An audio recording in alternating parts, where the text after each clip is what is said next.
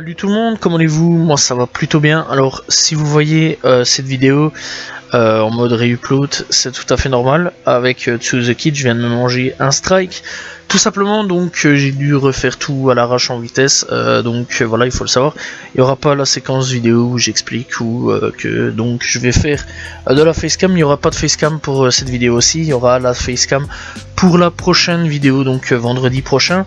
J'espère, si tout va bien. Voilà, parce que j'ai des problèmes aussi au niveau du PC. Donc voilà, bref, donc clairement, j'ai pas mal de problèmes en ce moment.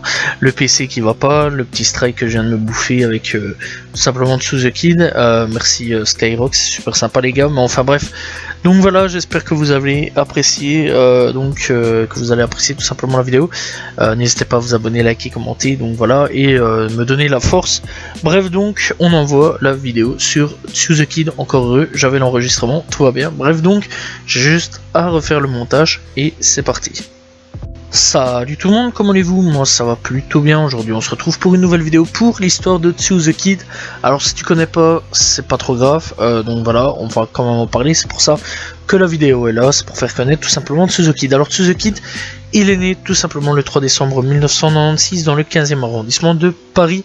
Il grandit dans la ville d'Antananarivo, dans la capitale de Madagascar, avec son père et sa mère et sa grande sœur. La famille reviendra en France en 2001 pour s'installer à Savigny-sur-Orge dans l'Essonne. Son nom d'artiste vient du suffixe malgache Nsoa, prononcé Tsiu, venant de Soa, un terme positif rappelant la bonté, la beauté, le bien, et The Kid en hommage à Billy the Kid, tout simplement, jeune hors-la-loi, mythique, tout simplement, durant le temps des cowboys et des indiens, créant un paradoxe avec le suffixe. Bref, donc To The Kid baigne depuis sa jeunesse dans la musique.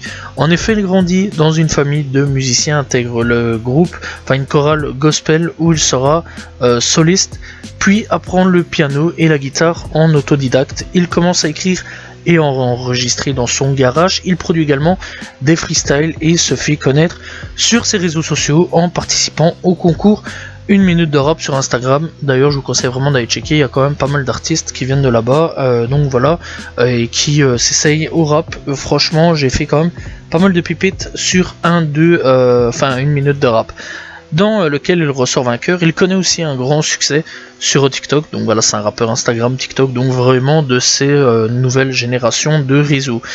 En 2017, il fait face à un grand succès grandissant, tout simplement. Il arrête ses études à la faculté de Sceaux en 3e année d'économie gestion, après avoir obtenu son baccalauréat scientifique. Bref, le mec, clairement, tu comprends déjà qu'il en a quand même plein la tête. En 2018, il sort ses premiers EP, Béguin avec 3 titres, Karma avec 6 titres, Mora Mora avec 6 titres, le titre Cigarette qui sera un de ses plus gros succès jusqu'à maintenant, et nous, 6 titres aussi. Cigarette est son premier succès qui donnera plus de visibilité au jeune rappeur. En décembre de cette année-là, il sort plusieurs projets dont 2 freestyles. L'un atteindra tout simplement les 700 000 vues tout simplement, et le second, Même les monstres rêvent d'amour, sera transformé en chanson en janvier de l'an suivant. Il deviendra par la suite son titre phare. En 2019 montre la montée tout simplement en puissance de l'artiste. Tout d'abord, il sort son 2e single à succès, Même les monstres rêvent d'amour. En mars, il obtient son premier contrat dans maison de disques et il signe chez Panamenka Music, tout simplement, un label indépendant depuis 2016 qui travaille avec des artistes tels que Giorgio, PLK, Thérapie Taxi ou encore Junior Bendo. Bref, je pense que pas mal de gens connaissent quand même PLK, chez qui j'ai déjà fait son histoire, Giorgio aussi tout simplement. Donc voilà, Thérapie Taxi a eu un gros succès avec tout simplement un homme dont je ne citerai pas le nom, et Junior Bendo qui s'est fait aussi connaître. Donc voilà, bref, donc le 22 novembre, sa première mixtape, Dia Volana, tout simplement, composé de 15 titres, sort sur les plateformes, et il rajoute 5 titres le 27 mars 2020. Plus tard, en juillet 2020, il publie son 5e EP, Lofi, avec 4 titres.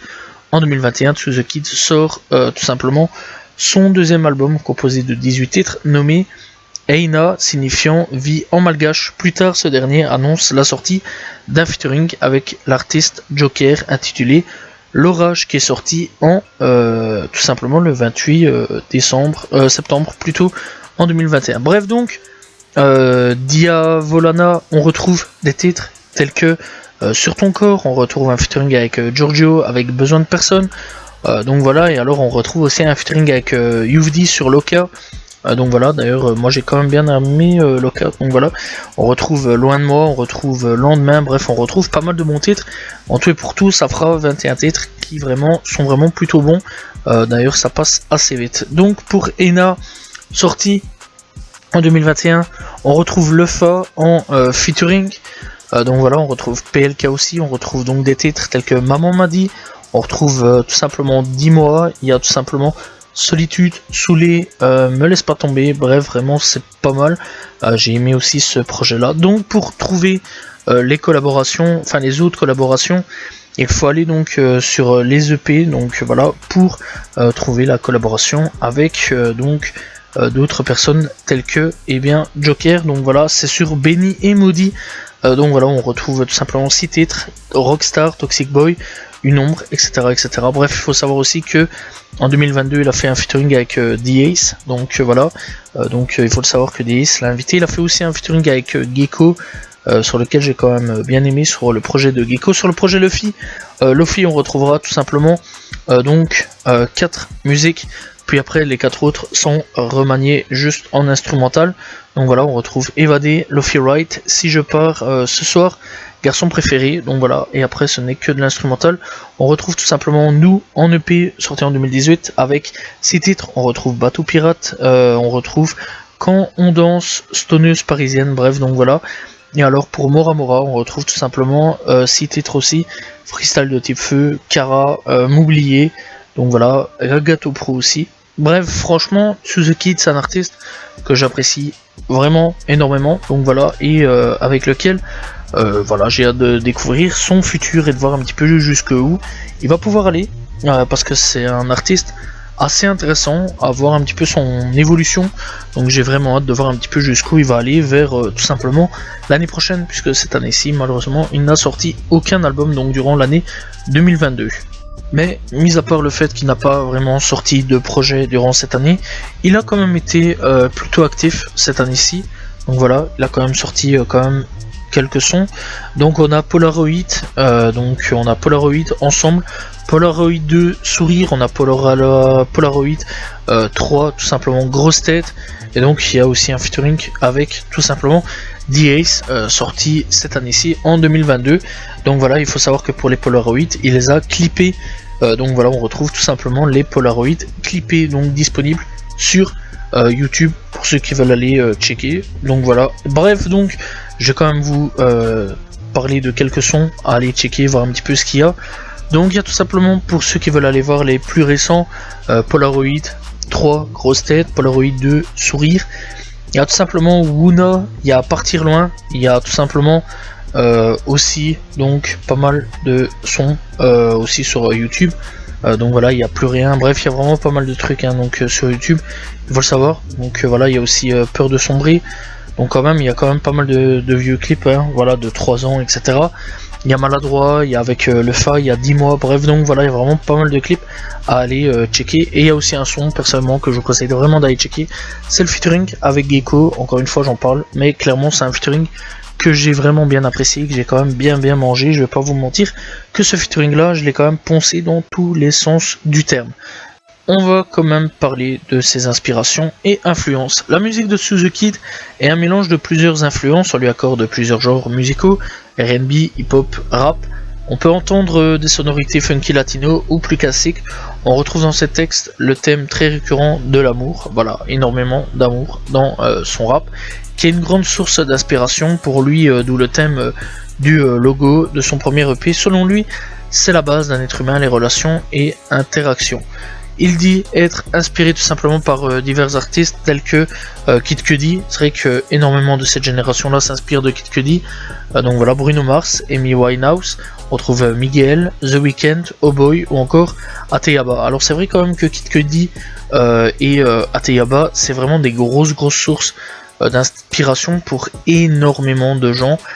Donc voilà, clairement Atayaba, on va pas se mentir qu'en France a retourné et révolutionné le monde de l'industrie et du rap en général.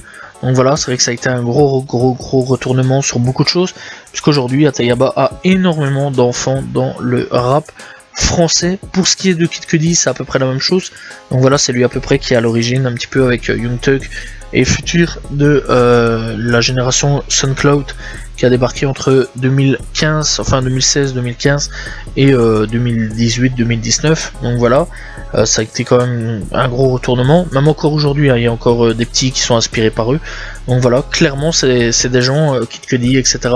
et Atayaba, qui clairement ont marqué une grosse époque dans le rap et qui ont, on va dire, bouleversé les codes de l'industrie du rap français et américain, clairement, et voire même dans le monde entier, puisque encore aujourd'hui, même dans le monde entier, on s'inspire énormément de ce que eux ont créé et ce que eux ont fait. Donc voilà, c'est la fin de cette vidéo. J'espère que vous avez apprécié l'histoire de Tsuzu Kid. En tout cas, c'est un artiste que je vous conseille fortement d'aller checker. Voilà, il n'y a pas une énorme discographie, il faut quand même le savoir, il y a quand même que quelques EP et 2 albums. Donc voilà, pas vraiment grand chose à aller se rattraper, donc voilà, mais je vous conseille vraiment d'aller checker. Donc voilà, je vous conseille aussi d'aller checker les quelques sons que j'ai parlé à droite et à gauche durant la vidéo. En tout cas, voilà, j'espère que vous avez apprécié la vidéo. N'hésitez pas à vous abonner, liker, commenter, partager. Je réponds toujours aux commentaires. On se retrouve demain pour une nouvelle vidéo. Salut tout le monde, ciao ciao.